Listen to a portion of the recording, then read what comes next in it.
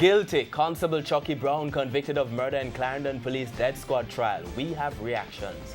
Good evening and welcome to Primetime News on air and online at onespotmedia.com. I'm Archibald Gordon. And I'm Doreen Samuels. Also this evening, we object. Transport group fumes over changes to Road Traffic Act. Brief counseling continues at John Rollins Success Primary after 3 students die in a car crash. Stand by. Agriculture Minister says sugar factory will soon be up and running. Don't stop your flow. Telecommunications company takes NWA and check to court for disturbing cables during roadworks. Heartbreaking. The tale of a Clarendon family living in squalor. And in business news, too many loose ends. Importers concerned about new mandatory equipment standard for imported appliances. There's also sports commentary and weather in this newscast. But before the break, the feedback question. This evening we're asking what more can be done to reduce speeding on the roads. Share comments online, facebook.com/television Jamaica and tweet at Television Jam.